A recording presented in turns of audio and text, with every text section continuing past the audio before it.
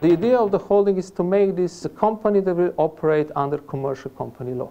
It's not an agency, it's not a public institution, it's a state-owned holding, but operating under commercial law, Zakon o gospodarskih družbah. What the law says actually is there will be two types of investment of this holding. One, we hope this will be limited to a few infrastructure companies, so-called strategic, which are not available for privatization. And there will be others which will be called non-strategic or portfolio, which are available for privatization. When I say available, I mean available. I don't mean under urgent need to be privatized. Slovenia is behind neighboring countries in terms of attracting foreign direct investment. And foreign direct investment is a very important driver of knowledge. Not every country can know everything about how to do business, so it's good to take knowledge from abroad. And the question is why Slovenia has been so much behind. Maybe one of the reasons is that in Slovenia the presence of the state has remained particularly big. So we at EOCD, we are not against the presence of the state. We think that sometimes the state is managing very well companies, but it's not always the case, sadly. And in Slovenia, there are evidence that sometimes there was some kind of political influence of companies. And so by privatizing companies, you have a double benefit potentially of attracting foreign direct investment, because you can have also sovereign investor, which is very good, but you will also have foreign investors bringing knowledge. And at the same time, you will avoid too much interference for political reasons of the government. If you have a mixture of institutional investors, they might represent hedge funds or retirement funds, things of that sort. Individual investors, just like you or I, might be shareholders in a company that we go and buy their shares, but then also other companies investing as well. You can generate a better mix than if you go only towards fully diffused model where there's no concentrated group of shareholders. What happens is that just empowers the managers. Then the managers act in their interest and suck the value out of the company at the expense of the investors. The main motivation is simply to get responsible owners to the companies which in most of the countries are private. Telecoms, petrol retailers, banks, insurance companies. I don't think that private owners would just let the companies go bankrupt. It's the other way around, because they will be owned by them, they will take their best care to manage them, and they will bring fresh capital in order to develop the companies. They will not buy it in order to let them decay and go bankrupt and so on. They will buy them because they will see some upward potential in the companies. So I would like to take an opportunity, of course, to have a question to all the respected guests. I would like to focus just on the privatization process. So maybe also the fears that were expressed for the audience about the privatization might be solved. And I would like to have your opinion about the involvement of all the citizens and also individual shareholders when the state shares that are in most important companies, still majority state-owned, would be able for sale, not just to, at least in the first circle, to maybe institutional investors or strategic partners, but maybe in the first circle to the citizens or to individual investors.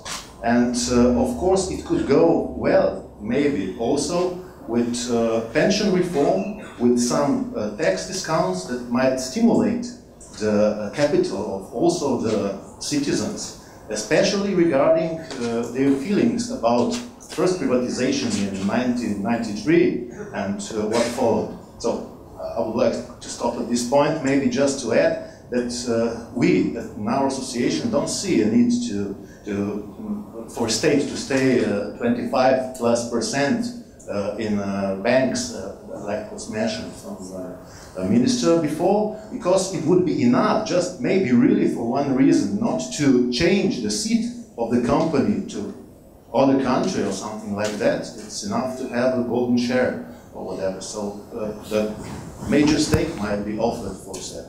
Thank you. Thank you, Mr. Verbic. I think I would be in favor of that, of course. It's not always possible. I mean, if you have a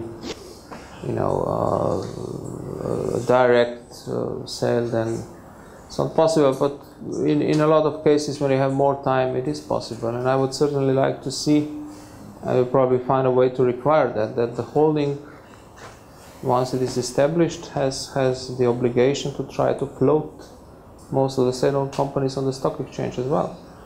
That would be one way to increase interest for the capital market in Slovenia. I think that can be done. We've done it. I mean, the country has done it with, for example, Telekom, Triglav as well. NKBM has, made an IPO even, I think, in Warsaw. They also have in their recap strategy, they have issuing of new shares to private individuals. They were just of the opinion that at this time they would not get a very good price or very large interest.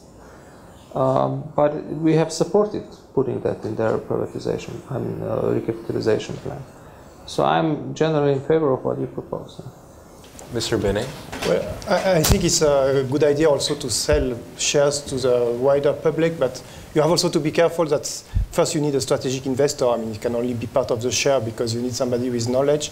And also you should be careful also that citizens don't get too much disappointed, because sometimes they expect a lot of profit and benefit. If you think, for example, a Eurotunnel that was widely distributed to a citizen and the share lost almost all value, and people who bought Eurotunnel shares lost their money, and same with other companies. So of course, there's a risk to take, but the consequence that it could have that people get maybe disappointed and don't want later to invest in companies which not what you want. So the price has to be well established. Dr. Palmer? Also, one danger to think about, if you have a very diffuse share ownership model where it's just offered to all the citizens, it has the benefit, it generates widespread public support, but it means that if the shareholder interest is so diffuse, it gives existing management of the company disproportionate power. And that's one of the reasons why foreign direct investment, if you say have a 10% ownership claim, you have a management interest that really are interested in the company and are able and willing to fire the managers if they're looting the firm or misusing the assets. And having a too diffuse model of ownership means you're giving the power to the managers, and we know what they're going to do then. They're going to effectively manage the company in their interest rather than the investors or the shareholders. So that's why I think there needs to be a serious balance here and look at large institutional investors as well who can exercise management or control over management. How it looks, I mean, the state holding from the aspects of OECD, since also the establishing of agency, EUKINI, for managing the state ownership was on some side an excuse sometimes that it was like what OECD wanted to implement, but in some cases it was quite obvious that the role of this agency was not really very efficient, and also not in every case a very positive one. Well, I think the OECD was broadly happy with this agency. I mean, what is mainly the big difference between this agency and what happens in other countries within the OECD is that the agency was dependent on the parliament. In one way, it's good because the parliament could consider it independent also, so it makes sure that the agency is relatively independent, but the parliament doesn't have the knowledge on how to deal with these assets. So what you need is to have something a bit more in between, when you have like ministry that have more the knowledge of how to manage these assets, being involved, using a clear defined codes of management, because you need the codes and rules to be transparent, and so that you have accountability on what they will be doing. At the same time, you can also have the parliament having a look, so it's like kind of a check and balances. It's also something, one of the limitations still of the previous and the new one is the way to nominate people at the board of the agency, also at the board of the companies. It's not that what has been done is bad, but I think there are some still points that could be improved to make sure that there will be no political interference, and that people will be chosen only on their knowledge on the business. There are a lot of cases where just someone who owns one share gets up and asks that difficult question and puts the management on the spot. What are you doing with my money? Because the investors are the owners of the company. They're the ones who are employing the managers. But managers like to think they're the bosses and treat the investors as the little people. And that needs to be turned around. A enterprise-oriented culture should be focused on adding value to the company, adding value for shareholders, and then everyone gets value. Employees, customers, suppliers, and so on get value from that.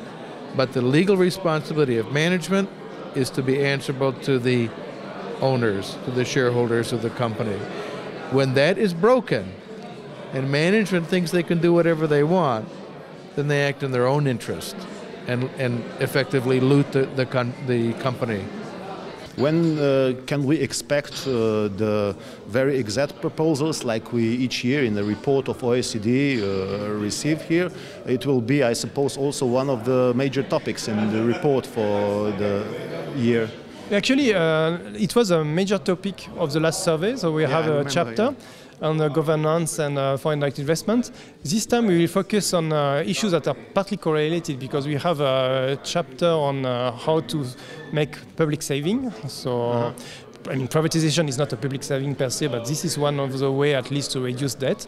And but also we have a chapter on bank, because Slovenia has difficulties in the banking sectors, and you have big public banks. So the question of privatization is also a key issue for the banking sector. So we will not deal with the topics in general, but we will apply it to some specific and important cases in Slovenia. We also discuss a bit the new law on Slovenian sovereign holdings company, and how to make sure that this company is designed in a way that the OECD thinks is the best in terms of international comparison, for the transparency, avoiding government interference, making sure that the strategic assets are well designed so that the government doesn't keep assets that are not in fact strategic, and that public participation remains limited to where the state is most needed, but wherever the market would work better is going to the market and the private holders. There are things that we should learn from success stories and failure stories around the world, and see what works and what doesn't. And a few things to keep in mind.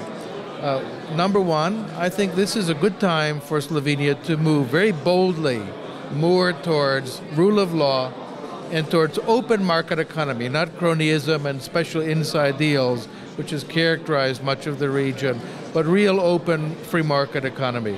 And it should be done quickly. Quickly is much better. If you postpone it, it never happens. That's one thing that we have learned.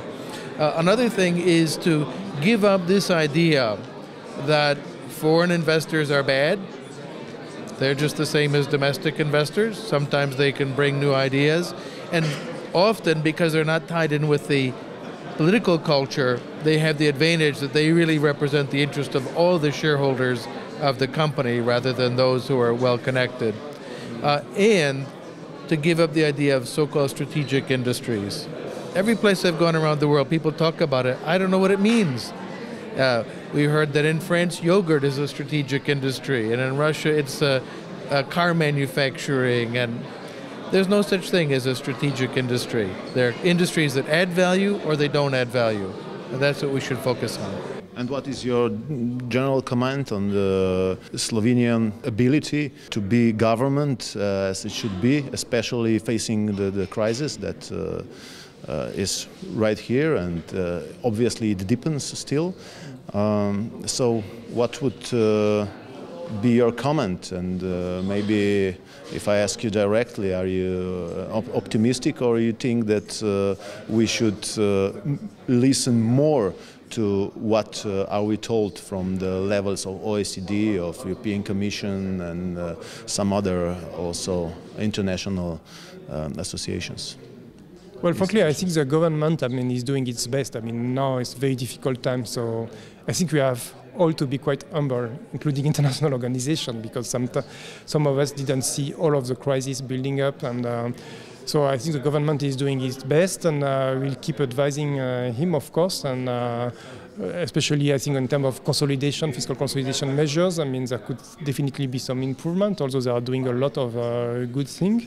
And in terms of the banking, I mean, this is an ongoing process, so we still want to see exactly what will happen with the law on the asset management company, and if this law is vetoed, what the government will do later, and so, and all the kind of law associated to it. So it's not the end of the story. I mean, even if there is a law to deal with the bad assets, we have to see in practice how it's done. And so it's a tough road. But I think the government is going in the right direction, broadly speaking. But we hope we can be helpful with our advice. Would you be so kind to also tell about this antagonism between cronyism you mentioned and real capitalism? Obviously you are liberal economist, so, but still, would you be so kind to express it also to our audience? One of the things, many people have confused privatization or market economy. They think of cronyism. Well, cronyism is a very serious problem. You have crony socialism. Everybody knew about that the party bosses and the people at the top got all the privileges and the benefits. But we also have cronyism when they're nominally private companies, when those companies have special favors or the managers have connections to the state power.